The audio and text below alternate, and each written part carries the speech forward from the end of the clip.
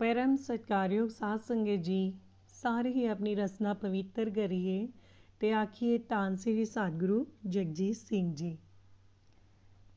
वर्तमान सतगुरु जी का नाम लईए ते आखिए धन श्री सतगुरु उदय सिंह जी। साध संगत जी अज दी साखी का टाइटल है साच कहो सुन लेहो सब है जिन प्रेम कियो तिन ही प्रभ पायो।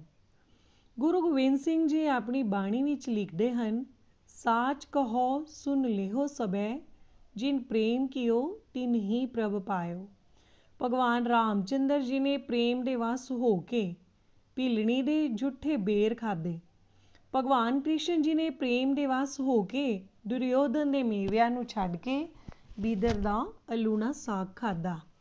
ਇਹ ਤੇ ਪੁਰਾਤਨ ਸਮੇਂ ਦੀਆਂ ਵਾਰਤਾਵਾਂ ਹਨ। ਅੱਜ ਵੀ ਭਗਵਾਨ ਉਹੀ ਹੈ। मंडी के जथेदार सेवा सिंह जी की सतगुरु जगजीत सिंह जी बारे लिखी एक साखी है कि किस तरह सतगुरु जी ने एक पहाड़न के हथ का जमाया होया दही बड़े ही स्वाद नाल छकिया। बरसात के दिनों में सतगुरु जगजीत सिंह जी मंडी दर्शन दे रहे सन। एक मस्तानी बीबी सेवा कौर जी अपने पिंड आमले कगलू तो मंडी आए। दर्शन करके सतगुरु जी के चरणों में अर्ज की किरपा करके साडे घर लंगर करो। सतगुरु जी ने ना कर दी। मस्तानी ने थोड़े दिनों बाद फिर अर्ज की पर सतगुरु जी ने फिर ना कर दी। उन्हें थोड़े दिनों बाद फिर अर्ज की पर सतगुरु जी ने फिर ना कर दी। वो बीबी जी कह लगे कि तुसी मेरी तीसरी वारी भी अर्ज नहीं मनी, मेरा निमाणी दा की जोर है। सतगुरु जी फिर भी ना मने। वो बीबी जी रोंदे रोंदे वापस चले गए। सतगुरु जी बीबी जी दे दिल दी जानते सन कि वो किन्नी भावना नाल तरले लै रही है।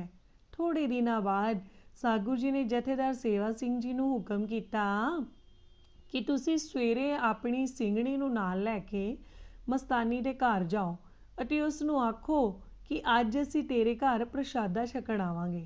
जथेदार जी 7 बचन आके अपने घर आ गए अते दूसरे दिन सवेरे ही पहली बस ते चढ़ के बीबी जी दे डेरे पहुँच गए।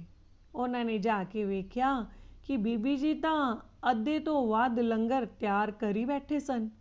उन्होंने साध संगत दे छकण वास्ते कई वस्तुआं तैयार कीतियां होईयां सन अते अजे होर भी तैयार कर रहे सन। जथेदार जी ने उन्होंने कहा कि असीं तुहानूं दस्सण आए सां कि अज सच्चे पातशाह जी ने तुहाडे घर प्रशादा छकण आउणा है। तुसी तो पहला ही तैयार किते बैठे हो। वो बीबी जी कहन लगी कि मैनू पहला ही पता लग गया सी। मैं सारी रात लंगर तैयार करन ते लगी रही हाँ।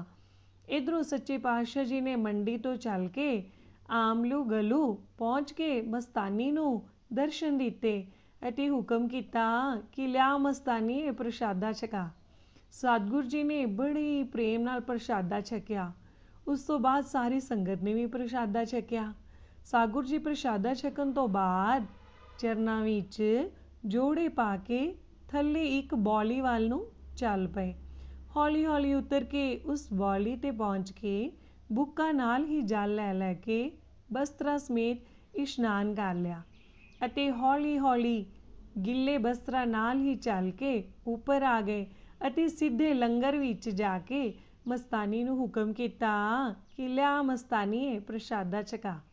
जथेदार जी सोचन लगे कि इन्हां नूं कुछ मिनटां बाद ही भुख लग गई है पर बंदा की जाने रब दियां रमजां नूं। सतगुरु जी ने फिर पहला जिन्ना ही प्रशादा छक लिया। प्रशादा छक के हुक्म किया कि कुंतीसर जाना है। कुंतीसर रिवालसर तो 3 किलोमीटर ऊपर है।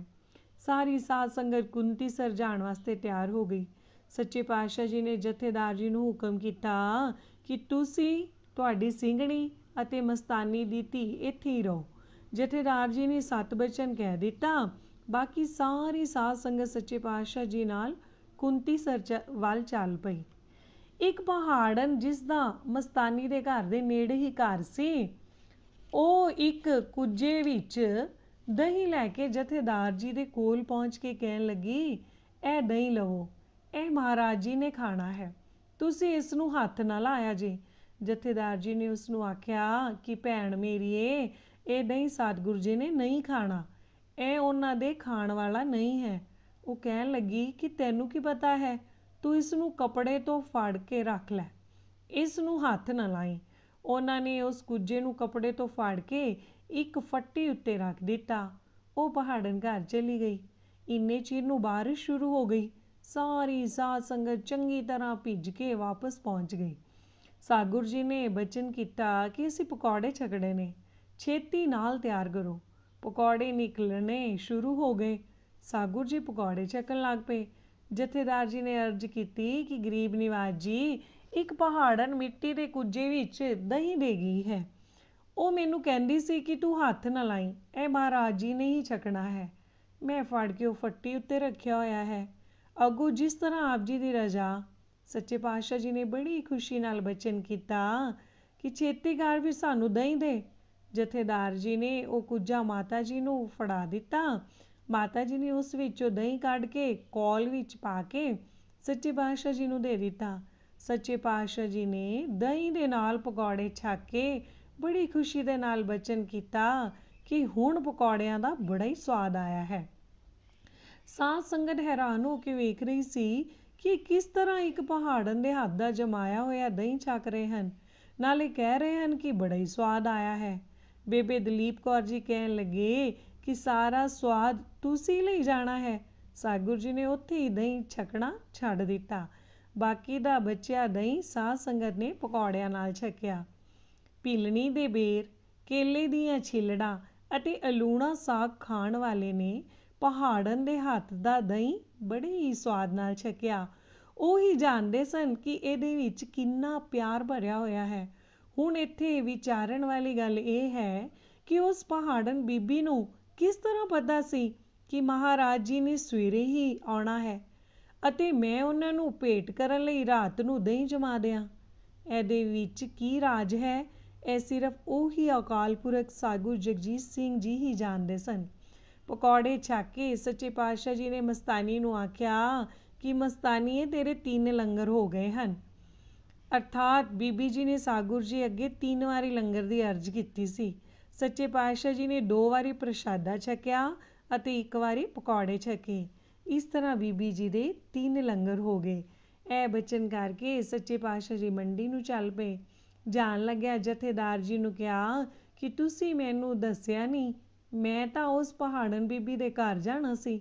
ਧੰਨ ਧੰਨ ਹਨ ਭਾਓ ਭਗਤ ਦੇ ਭੁੱਖੇ, ਦੀਨ ਦਿਆਲ, ਇੱਛਾ ਪੂਰਕ, ਸਰਬ ਸੁਖਦਾਤਾ ਸੱਚੇ ਪਾਤਸ਼ਾਹ ਸਾਗੁਰ ਜਗਜੀਤ ਸਿੰਘ ਜੀ।